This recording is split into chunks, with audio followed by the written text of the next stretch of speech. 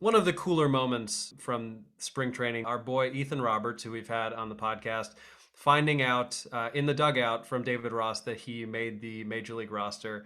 And it's awesome. That's like the heart of what's going to keep us coming back this entire season here, is that in an organization that has been so dominated by talk of contract cliffs coming up and unloading guys in their last year and the pressure of playing for your next deal when you don't know what's going to happen and data-driven decisions and all that, that is the goddamn humanity of the game.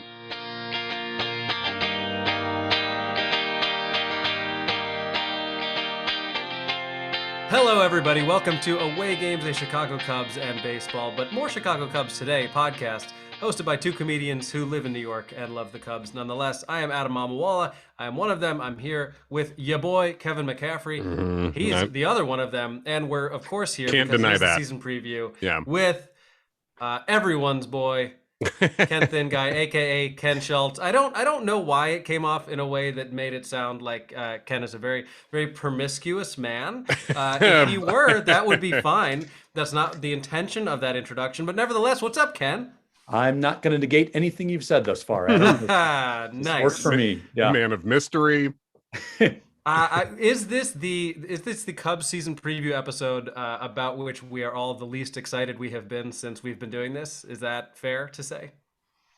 I mean, this is the Cubs season we've been least excited about since we've been doing this, so that makes sense to me. Yeah, that checks out. I mean, it's a thing where I'm not even sure it's the one that has the least to say about it. So there might be more to say than there were about some when the Cubs were thoroughly good top to bottom and trying to win and stuff. But yeah, I mean, so am I less excited about the next? I'm definitely less happy about the next 40 minutes, I guess. Sure. But that's also not just related to baseball. That can be anything. So yeah, I think this is the biggest change. And as Ken said, the season that I've looked forward to the least since I'm going to say 2013, maybe. For me, it's 2011. And I want to say that specifically because 2012 and 2013, I was on board with what Theo and the Cubs were doing. That I knew, they were going to suck. It was going to be a 100 loss season in 2012. But it was tearing down to build up from the morass that Jim Hendry had left them in. And I was so on board with that. And I definitely went that direction. Just morass? Is that what you said? I know. And then now we're doing less yes, ass. Please. Yeah. I am the most promiscuous one of us, apparently. So yeah. Yeah, new rumor.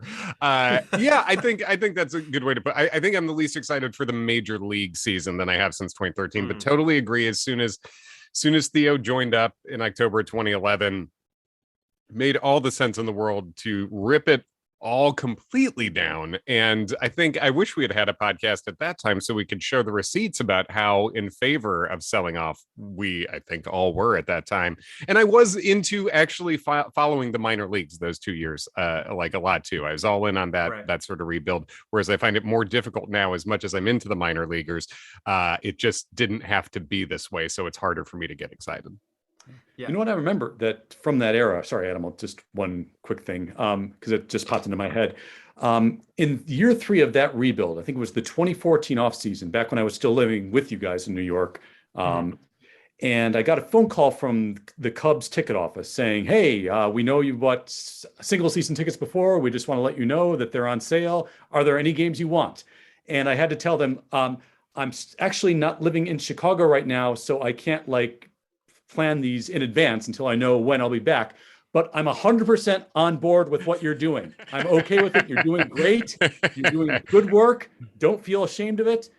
But that's the last time ticket-wise that they're going to be in the situation that they are exactly right now, where they're begging people to show up to Wrigley Field today and take batting practice and hit a target to win free tickets to opening day. So $13 tickets on StubHub for opening day if you guys want to get out there. It's very it's very upsetting. I actually a friend of mine was texting me today about the fact that she and her husband have season tickets. They also are living in a 4-bedroom rental on Sheffield. I don't know if the Cubs being potentially bad is affecting real estate in Chicago. I don't know what's happening. I was excited for her, but also it makes sense that this has become the time where you can actually get season tickets. So if you have not figured out what the hell we're doing here, which would shock me, this is of course the season preview episode for the Cubs, and just because we're all a little anxious, we're going to ease our way into it here. We're not going to talk projected record for now. We're going to save that till the end so that we can leave on a low note. We're going to start with some fun. We did actually get some fan questions. We were sourcing some questions from folks, and this was actually from a few days ago. And I think Ken, more than perhaps anyone, is the best person to answer this. So one of our listeners, Siobhan Ellsbury, who is actually related to the Ellsbury that you know of, Jacoby Ellsbury. I believe it's her cousin, friend of the pod. Hope Siobhan got that contract too. Oh, yeah, absolutely. Siobhan wanted to know, the question was, I'm just now learning that the wave is not done at Wrigley and would love to hear your guys' thoughts on it sometime on the pod. So, Ken, I know that you are not a fan of the wave. Can you share any context as to why this is a thing, and also how you feel about it?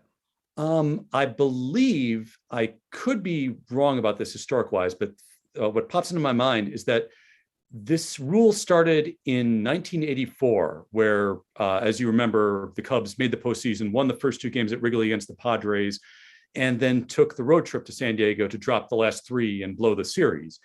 And I believe in that series, when they went to San Diego, the Padres fans were kind of goaded on by a Chicago columnist named Mike Royko, who was this classic cranky old man, like even back then was like 80 years old and just hated everything, but went to town on San Diego being a soft town with soft fans who didn't show up. And Padres fans like turned out, like they sold Jack Murphy Stadium out for 3 games, were loud. And like the wave went around like nonstop in that series. Like that was that was their thing. And so I think like that was the start of the Cub fans' response being, so you did that to us. You tore our hearts out again, and the wave is your thing. Well, fuck your wave. How about that, San Diego? So it was kind of a Ron Burgundy thing. Yeah. Fuck your waves, San Diego. Yeah. We do have at Wrigley Field, like there, when Chads and Trixies in the bleachers show up and try to start the wave there are guys, longtime bleacher regulars in the wave, like Mai Tai guy or Danny Rocket, who are kind of section captains who will go up to these people and say, no, we do not do that here. Stop it. We do not count outs and we do not do the wave. However, snake cups are fine. So I will be honest. We do a marginal amount of prep for many of these podcasts. And this was a question that I did not tell Ken I was going to ask him, but I just had an inkling that if I did bring this up, there would be some sort of answer. And I could not be happier with how that turned out. So Siobhan, that is your answer. I'm happy about it. I think I get very frustrated when the wave happens at competitive games. Like if I'm at a game and it's April and people are trying to stay warm because it's freezing and it's a 12-2 game in the 5th inning, have a field day, do the wave. But in any context, in any stadium, if it is a close game, sit the fuck down and watch baseball. It really bothers me. 100%. Yeah, it's the same way that I don't like the everybody clap your hands stuff, getting and even that is in some ways less bad than the wave, because you could theoretically still be focused on what's in front of you. The definition of the wave, you have to be looking at the rest of the crowd to see when it's going to come to you. So it couldn't be less focused on the field. And yeah, when there's nothing going on in the game, I guess theoretically other places can do it, and that's fine. My first experience with the wave was my first experience with baseball when I was a Cubs fan on Long Island at the age of like 5 and going to Shea Stadium, Mets games, and they would do the wave and curse at me a lot. So I think pretty much like anything they were doing I didn't like. So I think I still don't enjoy the wave for that reason. And I don't want to have to stand up for reasons that aren't something exciting happened and compelled me out of it. I don't want to be part of that. So that is a tradition I do like now, and I learned today how it came about. So. And for me, it's personal because I actually lost my grandfather. He drowned in a wave in Veterans Stadium back in the well, what a perfectly named stadium for him to do it in. So that's So all right, now that we've gotten some fluff out of the way, and if you want to have questions for us, at Away Games Pod on Twitter, let me just say you can hit us with questions anytime. Always. We are always welcoming your questions. We're happy to take them. We do have some more that we'll get to later, but let's start with something fun. All right. We're going to do some team awards preseason here. Give me your Cubs MVP for this coming season. Wilson Contreras. Yeah. Like, I If mean, if it's only an MVP award through July, I'll be very upset. But I would love that prediction to come true. there's a season beyond July. Is that happening now? For us, not Not for the really. Cubs. Yeah, Yeah. probably not for the major league level, in all likelihood. This to me is Wilson's kind of channeling KB from 2 years ago. This is the I don't give a shit year for him.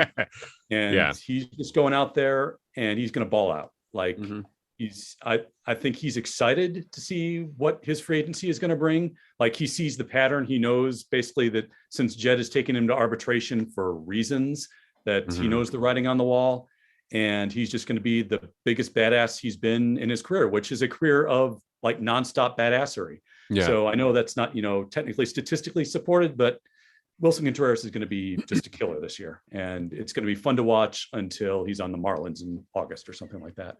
Yeah. I'm literally hearing Ken's voice break as he utters that sentence, and I completely understand why.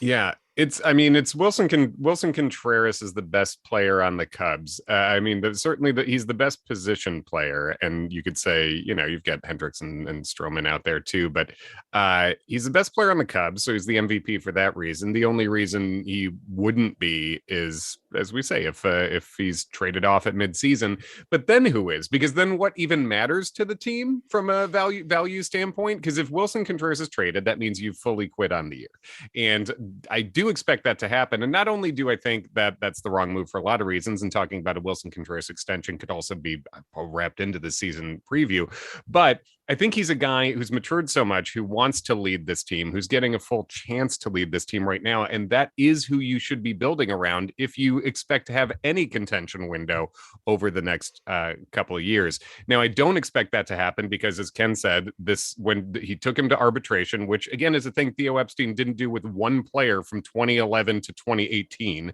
So this is unusual. It's unnecessary, especially when you have this much financial flexibility. There's no reason to be taking a player like that to arbitration.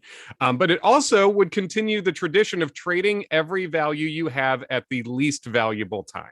They could have gone one of two directions a bunch of times, and they chose to trade off literally everyone so far at their least value. And you could say they were going for it first half of last season, and that's why they kept everyone to that point. And fine, okay, sure. You can't say that about Wilson Contreras now. There's no reason to have not already dealt him if you're not going to extend him. So while Jed said there's no reason to go halfway when halfway through last year, we got the halfwayest of off seasons and the halfwayest choice with Wilson Contreras to this point, unless they shock me and extend him, which I'd love to be wrong about. Yes. Yeah, you're absolutely right. It feels like our window has turned into a schwindow. It has, and boy, he should get that. That sounds like a perfectly Schwindelian Chicago-ish sort of Home Depot sponsorship, but like a local Home Depot, Now, Kevin, was that you saying that your MVP is also Wilson Contreras? Yeah. Okay, fair enough. I do. Yes, I think he's the best player on the Cubs. I don't think there's really a debate about that. Obviously, we don't know what Suzuki can and will be. Hopefully, he's very good. I am going to go, and this is not just because I think there's a chance Contreras might be traded. I am going to take the I'm still betting on Albert Almora every year route, and say this with hope that what we saw from Ian Happ towards the end of last year is actually real, and this could be his 2018 Javi Baez year. Perhaps not to that extent, but that this is the year he proves that he actually is a star level player. End of last year, and then for the duration of the run of 2020 till the ball popped up and hit him in the eye. That was star level Ian Happ as well. Mm-hmm. Yeah. So I do think that what we saw at the end of last year from Ian Happ is real, but I also think what we saw at the beginning of last year from Ian Happ is real, because I think that's kind of what Ian Happ is. That our friend Sarah Sanchez has kind of done a real deep dive into his statistical patterns, and it is an EKG meter in terms of hot and cold and hot and cold. If you look at his rolling like WRC plus as a graph, and honestly, until he does it for more than 6 weeks at a time, I'm inclined to think, that's who you are. And honestly, that's not bad. That's still a fine player. And still streaky can work for people. Anthony Rizzo is a streaky hitter also, but he still consistently puts up very good numbers year after year. Right.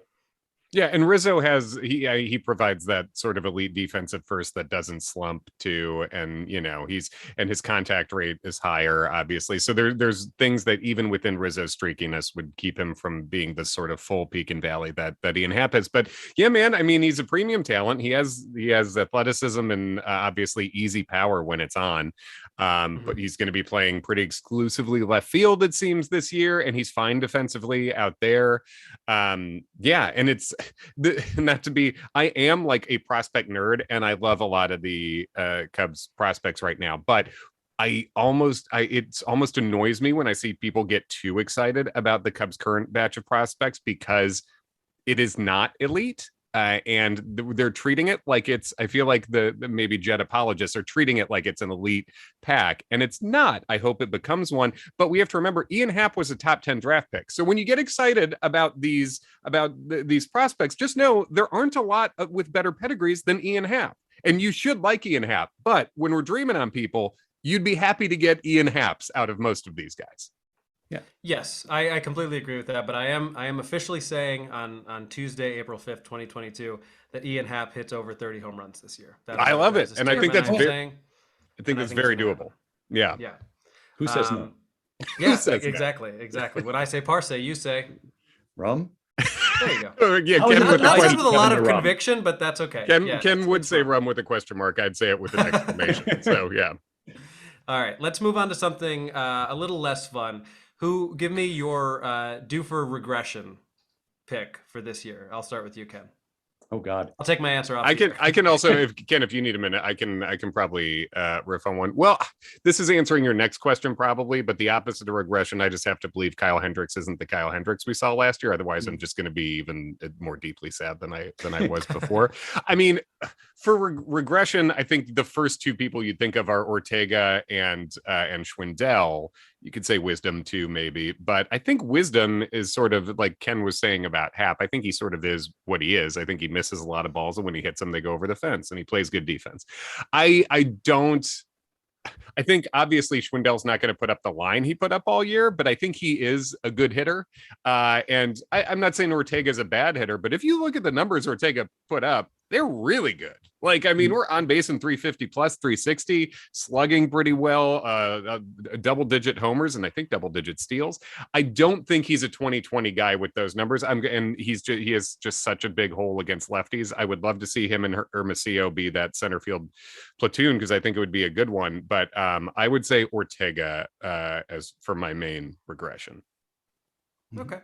Ken, who do you have? You know what? Let's go with Jed Hoyer again. He gets worse. Yeah. And I'm going to say it because this is the year where it's really going to sink in exactly what he's consigned us as fans to and what he's consigned the franchise to for the next several years. And when the rebuilding happened in 2012 and 2013, as we were discussing, Theo Epstein handled it with aplomb. Like, the man is just so damn good at being as honest as he can be with the fan base and communicating effectively and just really being out there and taking the criticism when he needs to. And as we saw last year, like even right after the trade deadline, when Jed went on the score and essentially blamed the players for trading themselves. Yeah. He does not handle difficult situations like this as well as Theo does. And people are going to start coming for him once it's clear they're going to be on track for like 70 wins at midseason, and he's about to trade Contreras and all that. And he's either going to do one of two things. I think he's either going to go back into that mode where he makes a gaffe on the air and has to clean it up afterwards, or he's going to go full on, I don't know what a rebuild is, lie to us. And we've already gotten, I think we've said in the pod before, we've already gotten more lies out of Jed in the past year and a half than we did in 9 years of Theo. Yeah, and more necessary apologies for miscommunication too. And yeah. And I'm already sick of it. And I think after the first, what's going to be probably several rebuilding years, I don't know what the level below sick of it is, but I'm going to be there. You're heading that way. Yeah, and I think like it's weird. If I read another sincere Jed's League after a trade, I'm gonna barf my phone out of existence. It's just like he gets treated like he's new here sometimes by people who give him the benefit of the doubt. Now, let's say he was part of that World Series winning team. He's part of a core. He should get credit for being part of the best era of Cubs baseball ever. Absolutely. But when he's making these mistakes, whether it is with communication, whether it's with being uniquely unsuccessful as a negotiator with every player in this organization, arbitration, contract extension, whatever, like, he's not new. He's been here the whole time, and he has a track record of high-level baseball executive before that. So what growing pains are we supposed to be dealing with when the guy's over a decade in at this level? He is who he is. Just because Joe Biden had 8 years next to Obama doesn't mean he hasn't lost a step or two. Yeah, exactly. In this case, it's like, I don't know. I don't know how much the steps were ever there. He seems like an elite level buddy to a generational talent of an executive. And I would love to see something different from that. But yeah, and I think he knows that's his image, and that probably galls him, and that probably inspires the situation that we're in right now, that whole "I can do this too" thing that we see. Little Krause. I understand from his fan standpoint that they see he was such a big part of the success of last time, and they feel, well, okay, here's the pattern. He's about to do it again. We're hearing good things from Keith Law about some of these guys, so it seems like we're on that same track, and that's just not how it works. Like, it was such a historic anomaly that they were able to rebuild so quickly last time. That now I just from like regressing to the mean, I don't think it's going to happen again nearly as well. Was that a Jerry Krause reference I heard from you, Kevin? Yeah, it's a Krausian. The sort of like let me show you how I can do it without the guys who were good, and of course it's not exactly the same because no one was Michael Jordan, etc. But yeah, there is that vibe there. And I think we have to be careful about giving Jed too much credit when any players hit, because that's just law of averages. This is a top 5 market team with every advantage you could possibly have. And you need to be better than getting some right. You need to get more right than you don't. And I am waiting for that to happen in this little mini era. So, and if you don't get something right, spend and cover it up. Yes. And before I get to my pick for regression, I just want to reiterate that, like, in the same way that I think intelligent baseball fans have learned that it's maybe not such a great thing for the Rays to keep winning 95 games doing what they do. This is a season where, as much as I love the Cubs and as much as I would love for everything to break right and for them to have a surprisingly good year, I don't want Jed Hoyer to be rewarded for his and the Ricketts, certainly in the Ricketts, to be rewarded for their lack of spending and lack of aggressiveness. Like, I ultimately, if it serves the better good, I would rather this team show who they are and show how inadequate a team they are that could have been much better than somehow have some sort of magical run and win 88 games and win the division when they don't really have any business doing so. I root for the Cubs every single game they play. I will root for them to go 162-0. I will root for every player to have all the success in the world.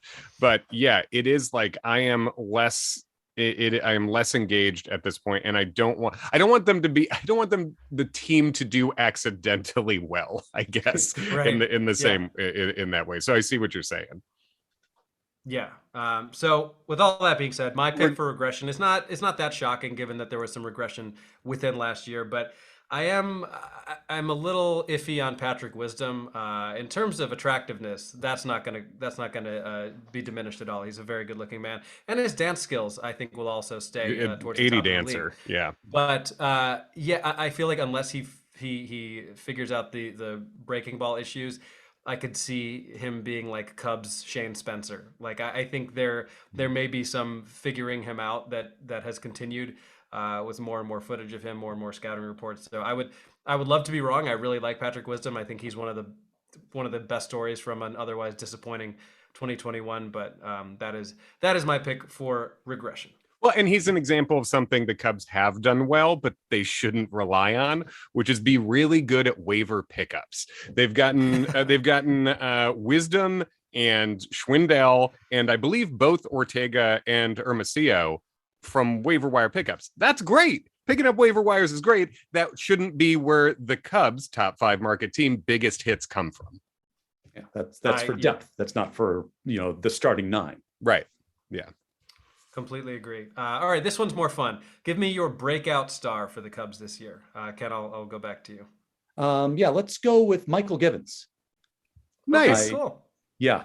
I like the stuff. I like the angle he comes from. And looking at his stats today, the numbers that he's put up so far in the very pitcher-friendly ballparks of Camden Yards, Coors Field, and Great American, to consistently put up ERA pluses from anywhere from like 105, even sometimes into like the 115s or 120s. Like, this guy brings it. And he's got a fairly consistent track record of bringing it in some of the hardest places to pitch in baseball.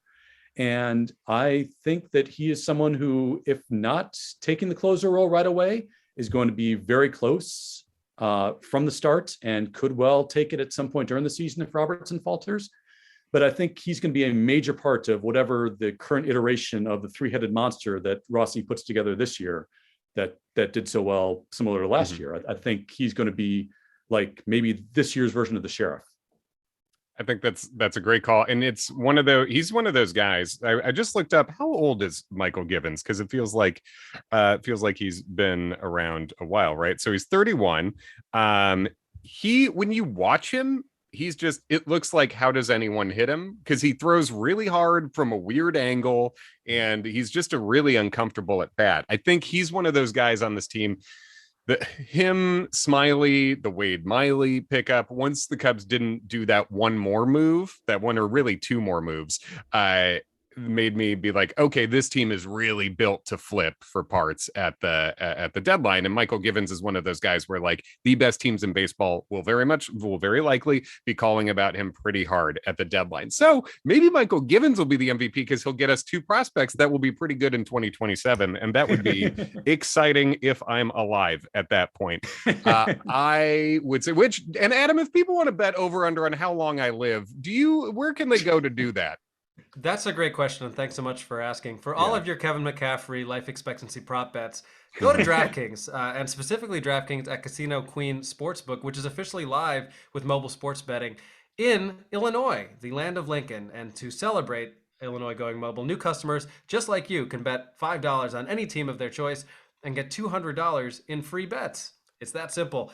Go bet on some sports. Kevin and I have talked about this before. We're both into DraftKings. We both actually like it, even before they were giving us money. So download the DraftKings at Casino Queen Sportsbook app now. Use promo code AWAYGAMES. Bet just $5 on any team of your choice and get $200 in free bets instantly.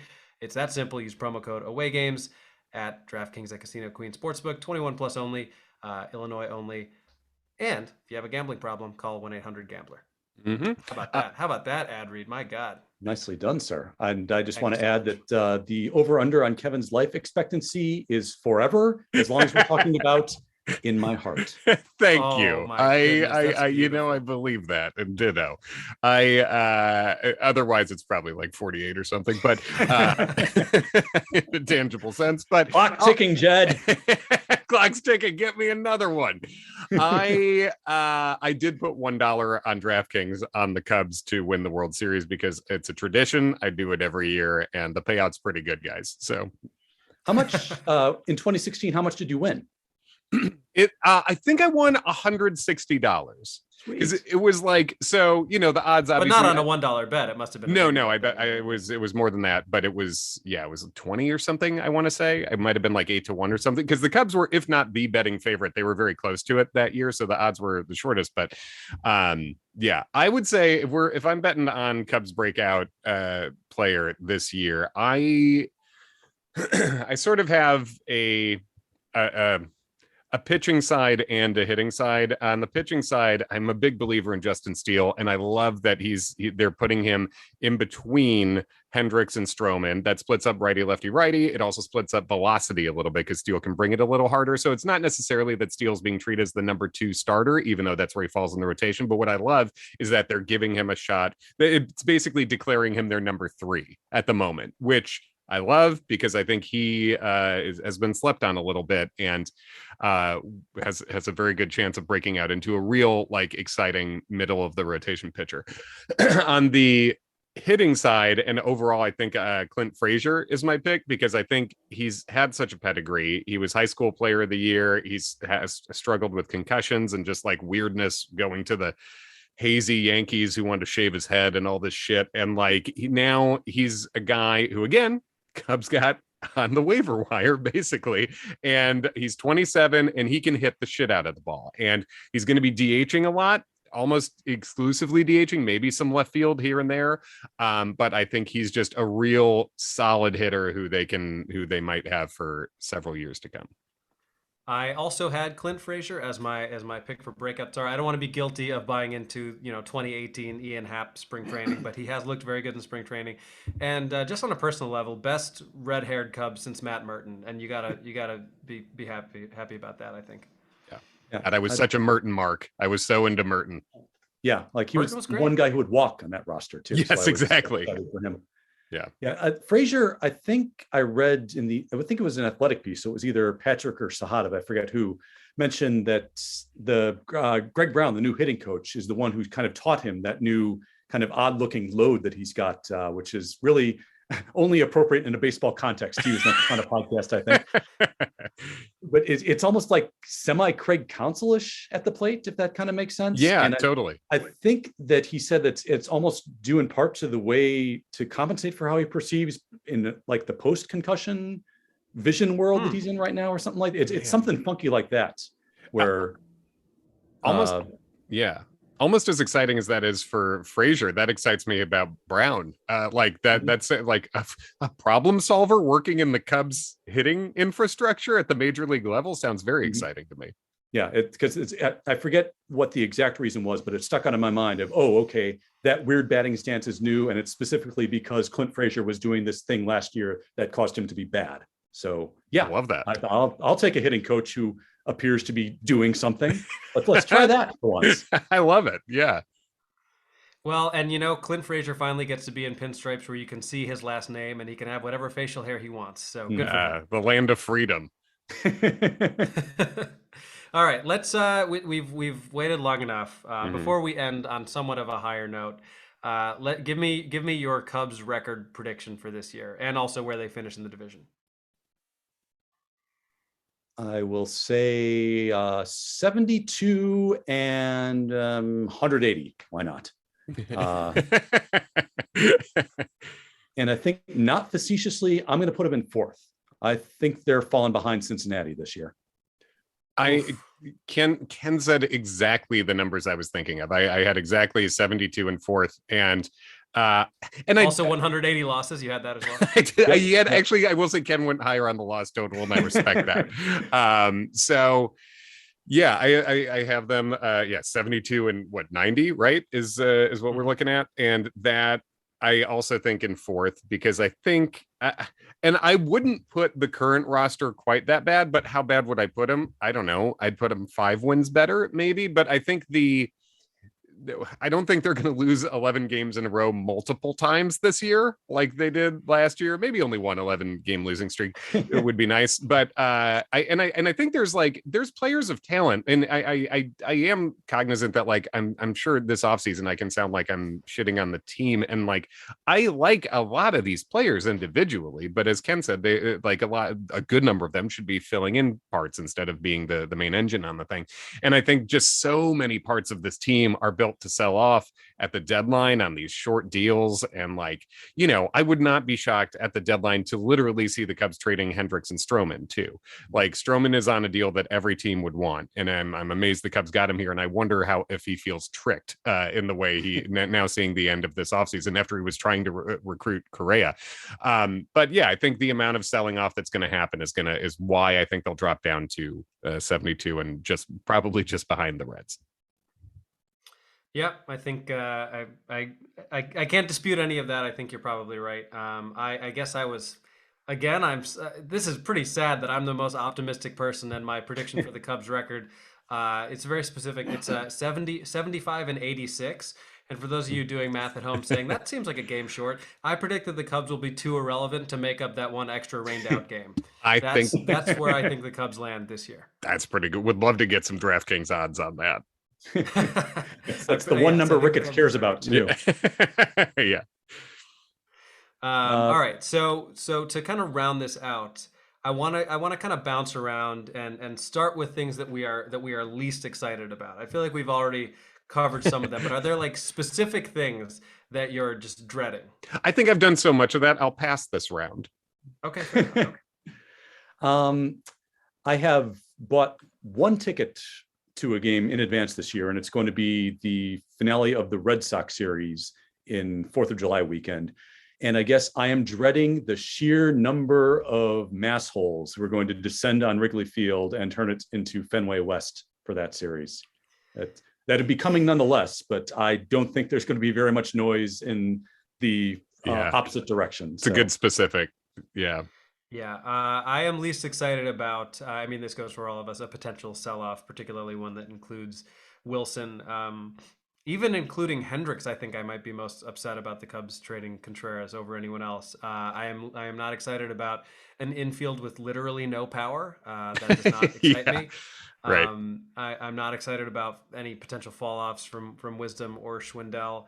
And I am definitely not excited about the fact that the 3 games that the Cubs, maybe 4 games the Cubs play at Citi Field this year are in mid-September. And if the Cubs are completely out of it and the Mets are in first place, I don't know that I can go to those games. I really don't know. Yeah, that's I think that's fair. I guess to unpass myself, I'll say I think just so much of my involvement with the Cubs world right now in this kind of an era is like reading about them and trying to dive in deep on prospects and transactions and this kind of thing. When there's less on-field stuff to be excited about with a top of the division contender, it's reading about and getting into this. And I feel like so much of the discourse from smart people about the Cubs has been, well, what if they're doing this? Instead of treating what they're actually doing as the thing. And I think it's like, I guess I'm not looking forward to the amount of benefit of the doubt being given to an emperor with no clothes. Because I feel like a lot of that this offseason, and I feel like I'm already annoyed at how it's going to continue that way. Co-signing 100% on that. So to end on a slightly higher note, yes, I do want to hear about anything that you are actually excited about, and to kind of lead into that, we saw yesterday, as we're recording this on Tuesday, one of the cooler moments from spring training, which was our boy Ethan Roberts, who we've had on the podcast, finding out in the dugout from David Ross that he made the Major League roster. And it's awesome. It's everything that anyone should love about baseball. It's, fundamentally, baseball or not, seeing someone work really hard and accomplish a lifelong dream is very cool. So I'll kick it off by saying I'm very excited to see what Ethan Roberts does at the big league level. I think he's an arm that we've been excited about even before he was nice enough to talk to us. So I'm throwing that out there. I want to hear who and what you're excited about. I want to jump off that for a second before I get into what I'm excited about, because that's like the heart of what's going to keep us coming back this entire season here, is that in an organization that has been so dominated by talk of contract cliffs coming up and unloading guys in their last year and the pressure of playing for your next deal when you don't know what's going to happen and data-driven decisions and all that, that is the goddamn humanity of the game, jumping up and slapping me in the face and going, this is still can be an awesome thing. And it can still be something inspiring to watch. And that moment right there, it might be the only moment we get this year, but that's the kind of thing where it's just like, yeah, that's my baseball right there. That's what I remember. That's why I'm watching. That's why I love it. That's why I still love this goddamn team. So yeah, 100% on board with the Ethan Roberts excitement. That's a great call. And what I'm excited about this year, I want to see Seiya Suzuki rake. And for multiple reasons. And of course, because it would be great for the Cubs if the big free agent this offseason for the next, and the guy we have for the next 5 years is going to be the leader that they project him to be. That's somebody who has that contact skill, that he also has that power and that batting eye. Oh my God, yes. Also because he's a fun dude. Clearly, he's been in camp less than 3 weeks. Everybody adores him already. He's cracking jokes. He's great. But chiefest among them, because if Seiya Suzuki rakes, that means we will get many post-game interviews, and that means we will get many camera shots of Seiya's interpreter, Toi Matsushita, I believe his last name is. And Toi can get it. Oh my goodness. Yes, I don't know what the Japanese word for snack is, but he does, and he can teach it to me. I want Toi out there. I want Toi interpreting for Patrick Wisdom. Like, let's go. That is a very funny sight. It's just like we will. I did see our friend. Is it Ryan Thomure? Am I pronouncing that? Thomure. He did put up his Cubs hotness power ranking. So for perhaps Ken, if you can contribute to that would be helpful. And this is a perfect transition into another one of our fan questions from Christ Boy at Adam_Christ Boy. Hey, Easter's coming up. Exciting time. Easter is coming up. Christ Boy wants to know, can you ask Ken if the rumors are true that he and Seiya are creating a mixed language comedy duo? So can you confirm or deny these rumors? Given the fact that one of the funniest players, actually two of the funniest players of the past 20 years are Ichiro and you, sure, let's go. Oh, and I'll throw in a third, Munenori Kawasaki. Was another one of the funniest, one of the best last men on the bench ever. Yes, also, guys. Sunaku is snack. I just Google Translate, looked it up. Nice. Yeah, that's. I think the question is what we're looking forward to. Yeah. I mean, I think exactly that. It's been fun, selfishly, going through this podcast, the players we've gotten to talk to, guys like Justin Steele, Ethan Roberts, and Brennan Davis.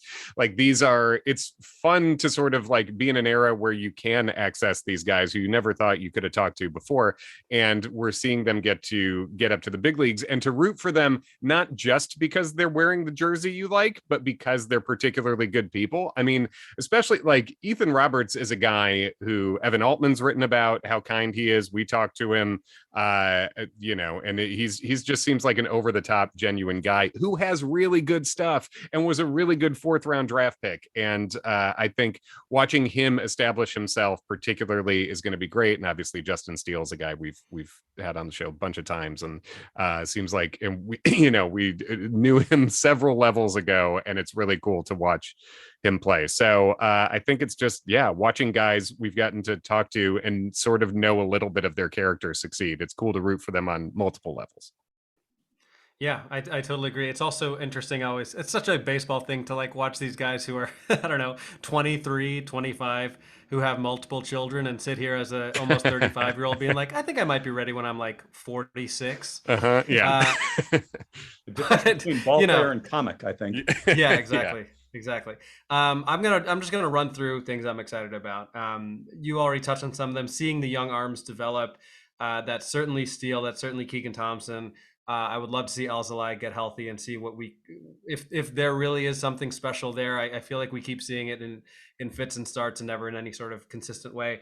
Very excited about Ethan Roberts. I'm also excited to see a full season of Scott Efros. I think there's really something there with that delivery. Pretty psyched about seeing Brendan Davis. I think we could see him as soon as, I don't know, June, maybe sooner. It depends on how the year. There's just so many outfilders. It's hard to see the exact. He's going to force his way in, but he's going to play center field, and it'll be but it might take a while to sort of sift through who we got. Yeah, agreed. Obviously, it goes without saying that I think we're all excited about seeing what Seiya Suzuki can be. I think that the Cubs may have really found something in Frank Schwindel. I'm very curious to see what a full year of at bats could look like. I don't know if the Cubs have found a DJ LeMahieu after trading him a long time ago. And lastly, I am very excited to see Marcus Stroman have a goddamn blast. Hopefully they don't trade him, but he, even in spring training, has been exceedingly fun to watch, and I'm excited about seeing how Bob Brenly reacts to his him having fun. I think, again, that is a DraftKings prediction I think I could make safely from here for sure. But Randy Johnson never strutted after a strikeout. Well, presumably this would be in a Cubs Phillies game so that Nicholas Castellanos can interrupt whatever racist thing Bob Brenly is saying. Yes. So I think that pretty much wraps it up. Unless either of you have any incredibly bold predictions for the Cubs this year, I think we've touched on just about everything that we can. Once again, use promo code away games, at DraftKings Casino Queen Sportsbook. And where can the folks follow you, Ken? I am on Twitter at Ken Schultz _, on Instagram at Ken Thin Guy, and this Thursday on Outsports.com, I will be publishing my LGBTQ MLB preview. So check that out. Oh, awesome. I will yeah. read the hell out of that. That's awesome. You know where to find us. I know Kevin's on the road. Where are you going to be? St. Louis, I think. And where else coming up? I'm going to be hanging out with the newly single Albert Pujols in St. Louis this week. I'm at the Funny Bone in Westport, April 7th through the 10th, headlining there, and then doing the same thing in Wichita, Kansas, April 14th to the 16th, Harrisburg, Pennsylvania, end of the month. I'm in Vegas for a week at the Tropicana in June. I'm in LA after that, Minneapolis after that. You can find me at Kevin McCaff if you want to come see me in person. Do you want me to open for you in St. Louis? We'll invite Albert Pujols. I'll do my divorce chunk. We'll see how he reacts to it. Oh my God, absolutely. You know that is my favorite material of yours. Absolutely. I would love It's so upsetting that the lowest moment in my life is every other comedian's favorite chunk of my material. It's but good you know stuff. what? That's how it goes. Yeah. That's how it goes. That defines what being a comedian is all about, doesn't it? It's true. It's true. Folks, follow us at Away Games Pod. You know where to find the rest of us. Thank you for listening. We'll be back next week and every other week until we give up on this team. Just kidding. We're going to have a good time, and we'll see you next time.